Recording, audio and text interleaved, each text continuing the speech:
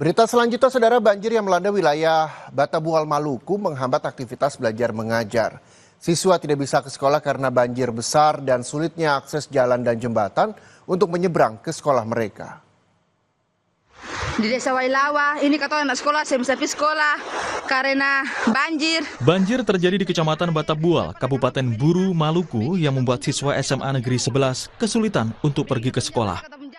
Derasnya arus air dan ketiadaan akses jembatan yang aman memaksa kegiatan belajar mengajar dihentikan sementara. Karena kondisi ini, sekolah terpaksa diliburkan hingga akses kembali tersedia. Siswa telah berjalan sejauh 7 km dari Dusun Wailawa menuju SMA 11 di Desa Waimorat. Bapak Bupati, Bapak Gubernur agar dapat memperhatikan kondisi jalan dan jembatan kami di Kecamatan Batabual, Kabupaten Buru, terkhusus kepada Desa Waimorat dan Dusun Wailawa.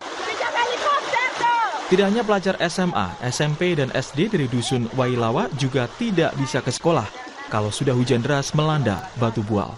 Upaya pemerintah memang pernah dilaksanakan, sudah 2 kali penggusuran, namun persoalan jembatan kemudian jalan ini juga sampai saat ini belum ada tindak lanjut dari pemerintah daerah, pemerintah provinsi. Siswa berharap pemerintah segera membangun jembatan serta jalan raya yang layak agar akses warga lancar. Sebab saat musim penghujan, akses ke kota Namlea menjadi lumpuh. Yahya Lating, Kompas TV, Buru, Maluku.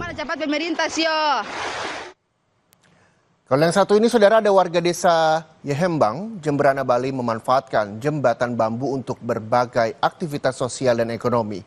Jembatan andalan warga itu mulai lapuk dan sudah berkali-kali rusak karena diterjang banjir. Jembatan bambu sepanjang 30 meter yang berada di atas sungai Yehembang Kauh ini menjadi akses satu-satunya bagi warga di Banjarsekar Kejula Kelot, Desa Yehembang Kauh, Kabupaten Jemberana, Bali. Ada sekitar 30 keluarga atau lebih dari 150 jiwa yang mengandalkan jembatan bambu ini untuk beragam aktivitas ekonomi dan sosial, mulai dari anak sekolah hingga mengantarkan hasil bumi. Jembatan ini dibuat warga secara swadaya dan gotong royong.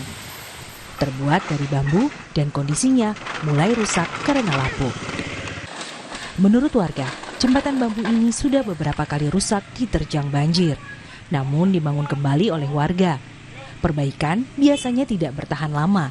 Jika jembatan rusak, beberapa keluarga terisolasi serta terhambat akses ke sekolah dan fasilitas kesehatan. Masuk swadaya semua gitu jembatan. Asal dan untuk selanjutnya, nah dari aparat, nah minta tolong ya untuk supaya ada akses pembuatan jembatan yang permanen. Nah, kemarin ketika jembatan ini keputus yang pertama, warga lewat mana nih, Pak? Lewat sungai. Jalan lewat sungai. sungai. Kalau airnya besar tak bisa lewat, murinya tidak bisa masuk begitu. Boleh permanen kalau ada biar jembatannya permanen, Pak, ya. Biar bisa akses keluar masuk, Pak, ya. Kalau anak SD sekolah banyak, Pak, dikit, Pak. Sekolah. Lewat jembatan ini juga.